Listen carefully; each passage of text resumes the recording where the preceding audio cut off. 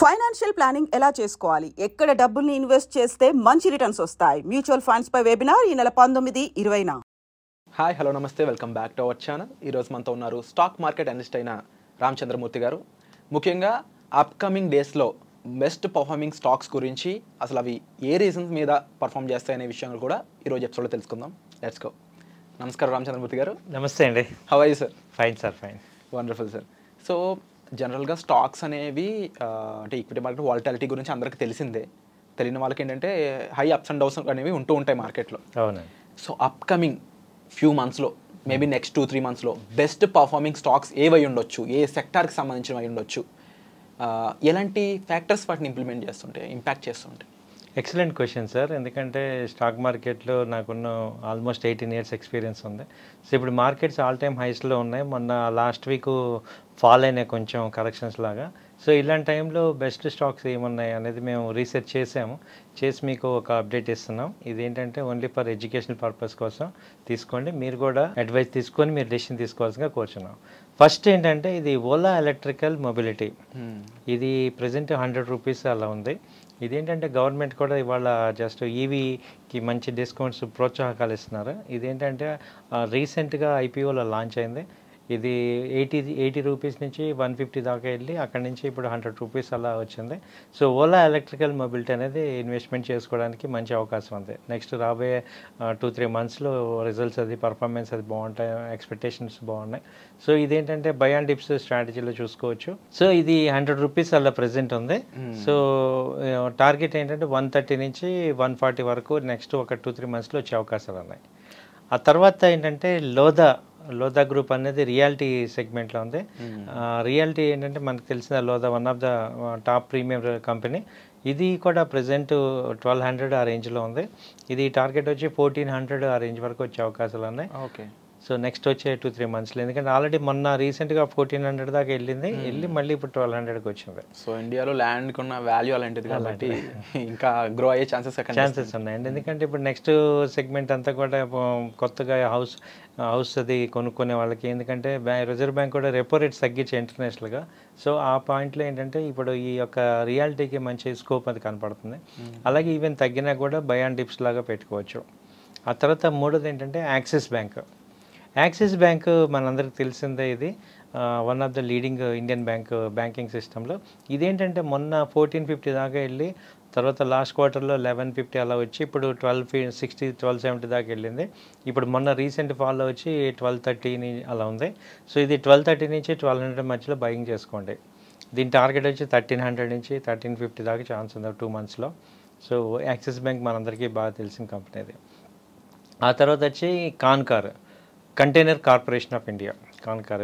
ఇది కూడా ఏంటంటే దాదాపు 1150 దాకా వెళ్ళి అక్కడి నుంచి మార్కెట్లో ఫాల్ అయ్యి ఇప్పుడు 900 ఆ రేంజ్లో సపోర్ట్ తీసుకుంది. 870, 880 మొన్న వచ్చింది. అక్కడి నుంచి ఇప్పుడు 920 అలా ఉంది. సో ఇది 900, 920 మధ్యలో బయింగ్ చేసుకోండి. దీని టార్గెట్ వచ్చి 970 నుంచి 1000 దాకా ఛాన్స్ ఉంది. ఎందుకంటే వీక్లీ చార్ట్స్ ఇవన్నీ కూడా పాజిటివ్స్ వచ్చాయి. ఆ తర్వాత ఏంటంటే భారత్ డైనమిక్స్ లిమిటెడ్, బీడీఎల్ కూడా మనం చూసాం ఈ లాస్ట్ 3-4 మంత్స్ నుంచి చాలా ఫాల్ అయింది. అది ఇక్కడ ఏంటంటే ఇప్పుడు 1100 దగ్గర సపోర్ట్ తీసుకుంది. సో ఇప్పుడు స్మాల్ క్వాంటిటీ ఇక్కడ అక్యుములేట్ చేయొచ్చు, ఎందుకంటే దాదాపు 1700, 1800 దాకా వెళ్ళి ఇప్పుడు ఫాల్ అయింది. సో ఇక్కడ ఒక ఇన్వెస్ట్మెంట్ ప్యాటర్న్లో ఏంటంటే వీక్లీ చార్ట్స్ కొంచెం పాజిటివ్ చూపిస్తున్నాయి. సో స్మాల్ క్వాంటిటీస్ ఇది బయింగ్ చేసుకోవచ్చు. సో ఇవి ఒక డిఫరెంట్ సెక్టార్స్లో 5 డిఫరెంట్ సెక్టార్స్లోంచి మంచి కంపెనీస్ మీకు తీసి అందిస్తున్నాం అనమాట. అండ్ ముఖ్యంగా సార్ అంటే ఎలాంటి ఫ్యాక్టర్స్ వీటిని బాగా ఇంపాక్ట్ చేస్తున్నాయి అంటారు? ఇప్పుడు రియాలిటీ, లోదా అయి ఉండొచ్చు, బీడీఎల్ అయి ఉండొచ్చు. ఇవన్నీ మళ్ళీ సేమ్ సెక్టర్ కూడా కాదు, డిఫరెంట్ సెక్టర్స్ ఇవన్నీ. బట్ ఎలాంటి సిమిలర్ ఫ్యాక్టర్స్ వీటికి ఉన్నాయి ఒకేసారి రైజ్ అవడానికి? ఇవి ఎలా ఉన్నాయంటే సార్, ఇవి ఆల్రెడీ ప్రూవ్డ్ కంపెనీస్ అనమాట.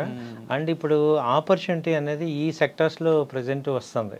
సో అలాగే ఆ యొక్క దానివల్ల ఏంటంటే ఎక్కువ మంది ఇక్కడ ఇన్వెస్ట్ చేస్తున్నారు. చార్ట్స్ అన్నీ కూడా అక్కడ మనకి టెక్నికల్గా చూపిస్తున్నాయి అనమాట.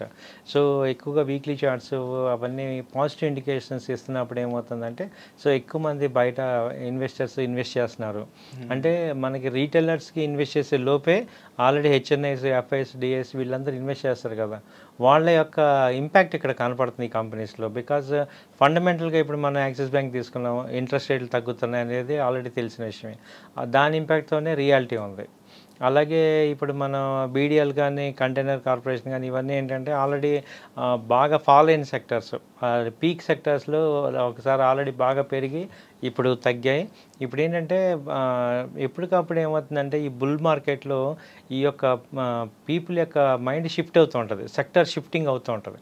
అలా ఎప్పుడైతే తగ్గిన సెక్టర్ ఉందో బాగా తగ్గినప్పుడు ఇన్వెస్టర్స్ అందరూ కూడా దానికి షిఫ్ట్ అవుతుంటారు. ఇప్పుడు మనం లాస్ట్ 3 months బ్యాక్ చూస్తే ఇప్పుడు డిఫెన్స్ కానీ రైల్ స్టాక్స్ కానీ బాగా తగ్గాయి. సో ఇప్పుడు అక్కడ కొంచెం లో లెవెల్ మెయింటైన్ అవుతుంది, సస్టైన్ అవుతుంది అనమాట. సో ఇక్కడ నుంచి కూడా పెరిగే అవకాశాలు ఉంటాయి. Wonderful sir. అండ్ డెఫినెట్లీ ఈ స్టాక్స్ అనేవి పెరుగుతూ ఉంటాయని చెప్పారు కదా, బట్ ఒకసారి అంటే అడగొచ్చది లేదో ఎంత పర్సంటేజ్ పెరుగుతాయి తెలుసుకోవచ్చు? డెఫినెట్గా సార్, ఇది కనీసం ఏంటంటే 7% నుంచి 10% మధ్యలో ఒక 2 monthsలో వచ్చే అవకాశాలు కనపడుతున్నాయి సార్. మినిమం 7 to 10% వస్తుంటాయి. తర్వాత ఏంటంటే మనకి ప్రాఫిట్ అనేది ఎప్పుడు కూడా తగ్గినప్పుడు ఏదైనా షేర్ వాల్యూ లోలో కొంటేనే హైలో అమ్మితే ప్రాఫిట్ వస్తాయి. అవును, ఆఫ్ కోర్స్. సో ఇప్పుడు నేను చెప్పిన కంపెనీలు అన్నీ కూడా లోలో ఉన్నాయి, అండ్ టర్న్ అరౌండ్ అవుతున్నాయి. రైట్ టైం కొనడానికి ఇది ఇన్వెస్ట్ చేసుకోవడానికి మనం రైట్ టైం. అండ్ ఇంకొక డౌట్ ఏంటంటే సార్, ఇప్పుడు similar industries for example Lodha అనుకుని ఇంకోటి అనుకున్నా, వాటిలో ఉన్న సిమిలర్ ఇండస్ట్రీస్లో అదర్ కంపెనీస్కి ఆ ఛాన్స్ లేదంటారా? ఛాన్స్ లేదంటారంటే డెఫినెట్గా ఉన్నాయండి. ఇప్పుడు అయితే ఏంటంటే వాటన్నిటిలోనూ ఇండస్ట్రీ పీర్స్లో ఉన్నట్టులో బెస్ట్ తీసుకున్నాం. ఇప్పుడు ప్రెస్టేజ్ ఉంది, అలాగే గోద్రేజ్ ప్రాపర్టీస్ ఉన్నాయి, అవన్నీ కూడా కొంచెం హై లెవెల్కి వెళ్ళాయి. వెన్ కంపేర్డ్ విత్ దట్ ఇప్పుడు లోదా బాగుందన్నమాట. సో అది ఈ సిమిలర్ కంపెనీస్ అన్నిటికీ ఛాన్స్ ఉంది. సో ఇది వాటిల్లో బాగా కొంచెం ఫాస్ట్ గ్రోయింగ్ ఏది ఉందని చెక్ చేస్తున్నాం అన్నమాట. ఇక ఓవరాల్గా వీటిని ఇంపాక్ట్ చేస్తున్న ఇంటర్నేషనల్ ఫ్యాక్టర్స్, ఇజ్రాయెల్ ఇష్యూ కూడా నడుస్తూ ఉంది, దాని మీద మీరు ఇచ్చే క్లారిటీ ఏంటి? ఇజ్రాయెల్ ఇరాన్ రీసెంట్గా నిన్నటి నుంచి అన్ఎక్స్పెక్టెడ్గా వచ్చిన ఇంపాక్ట్ ఇది. సో దీనికి ఇజ్రాయెల్ కనుక మళ్ళీ కౌంటర్ అటాక్ ఇచ్చిన అయితే ఏంటంటే ఇది మళ్ళీ ఆల్రెడీ ఇది ఒక న్యూస్ డిస్కౌంటెడ్ అయిపోయింది. ఓకే, 2-3 రోజులు ఎఫెక్ట్ ఉంటుంది దీనికి. కాకపోతే ప్రత్యక్షంగా ఇండియాకి పెద్ద ఎఫెక్ట్ ఏమి ఉండదు. కాకపోతే ఇండియన్ మార్కెట్స్కి ఎఫెక్ట్ ఉంటుంది ఎందుకంటే బాగా హైలో వెళ్ళింది కాబట్టి ఏదో ఒక రీజన్తో ప్రాఫిట్ బుకింగ్ అయితే జరుగుతుంది అనమాట. ప్రాఫిట్ బుకింగ్ జరగటం వల్ల ఏమవుతాయంటే ఈ కంపెనీస్ ఆల్రెడీ డౌన్ అయ్యాయి కాబట్టి ఇంకా డౌన్ అయ్యే ఛాన్సెస్ తక్కువ ఉంటాయి. వెన్ కంపేర్డ్ విత్ అదర్ హైగా బాగా పెరిగిన కంపెనీస్ ఎక్కువ ఫాలో అవుతాయి. ఆల్రెడీ డౌన్ అయిన కంపెనీసే మనం సెలెక్ట్ చేస్తాం కాబట్టి ఇక్కడ ఫాలో అయ్యే ఛాన్సెస్ తక్కువ ఉంటాయి. బట్ బై అండ్ డిప్స్గా మనం పెట్టుకోవచ్చు, ఎందుకంటే ఇండియన్ మార్కెట్కి పెద్ద ఎఫెక్ట్ ఏమి లేదనిపిస్తుంది. ఓకే, మార్కెట్ కరెక్షన్లో కొంత వచ్చినా కానీ ఎందుకంటే మనం డైరెక్ట్గా ఏమీ యుద్ధం చేయట్లేదు, అలాగే మన ఇండియన్ గవర్నమెంట్ స్టేబుల్ స్ట్రాంగ్గా ఉంది కాబట్టి మన ఇండియన్ పాలసీలన్నీ కూడా జీడిపి బాగుంది, అలాగే ఎకనామిక్ అంతా గ్రోత్ ఉంది కాబట్టి మనకి పెద్దగా ఎఫెక్ట్ అవ్వదు. బట్ వాళ్ళతో పాటు కొంత మార్కెట్ ఫాల్లో మనది కూడా ఉంటుంది. బట్ పుల్ బ్యాక్ అయితే మనకి ఎక్కువ ఫాస్ట్గా వచ్చేస్తుంది.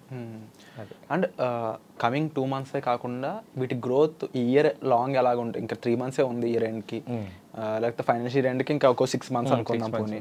ఆ రకంగా చూసుకుంటే ఈ 6 monthsలో కూడా ర్యాపిడ్ గ్రోత్ ఉండే స్కోప్ ఉందంటారా, లేదంటే ఒక సైమల్టేనియస్ గ్రోత్గా ఏమైనా వెళ్ళే ఛాన్స్ ఉందంటారా?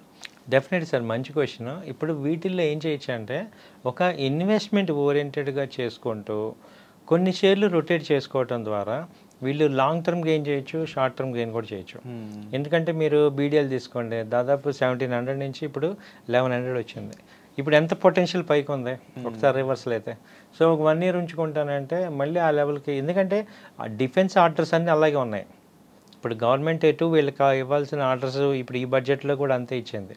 అయితే ఇప్పుడు ఏంటంటే ఇన్వెస్టర్స్ షిఫ్ట్ అవటమే, ఇంట్రెస్ట్ ఇటు షిఫ్ట్ అవ్వలేదు కాబట్టి ఇది ఉంది. కానీ కంపెనీ పర్ఫార్మెన్స్ బ్యాడ్ అయ్యి ఇక్కడ తగ్గలేదు. సో నార్మల్గా షిఫ్టింగ్ రొటేషన్ అవటం వల్ల తగ్గింది, కానీ ఓన్లీ పర్ఫార్మెన్స్ బాగాలేకపోవటం లేదా ఇదిలా ఏం లేదు. అందుకని వీటిని ఏంటంటే లాంగ్ టర్మ్ పాయింట్ ఆఫ్ వ్యూలో కూడా మంచి ఇన్వెస్ట్మెంట్కి అవకాశాలు ఉన్నాయి. ఇప్పుడు ఓలా ఉంది, ఇది ఎక్సలెంట్. మేము ఎక్స్పెక్ట్ చేసేది ఒక 3-4 years హోల్డ్ చేస్తే ఇది 600-700 దాకా కూడా వెళ్తుంది. సో అలాంటి కంపెనీలో మనం షార్ట్ టర్మ్ చెప్తున్నాం, బట్ కొన్ని షేర్లు మనం హోల్డ్గా లాంగ్ టర్మ్ కూడా హోల్డ్ చేయొచ్చు, ఇబ్బంది లేదు. సో వండర్ఫుల్ ఇన్ఫర్మేషన్ ఇచ్చారు సార్. డెఫినెట్లీ వీటి పర్ఫార్మెన్స్ అనేది అప్కమింగ్ డేస్లో మనం చూస్తాను. అండ్ డెఫినెట్లీ మీకు ఎటువంటి డౌట్స్ ఉన్నా డిస్ప్లే అవుతున్న నెంబర్స్ కాల్ చేసి సార్ యొక్క మీరు గైడెన్స్ అనేది తీసుకోవచ్చు. సో వచ్చే ఎపిసోడ్లో మళ్ళీ కలుద్దాం. Thank you so much. Thank you అండి, నమస్తే అండి.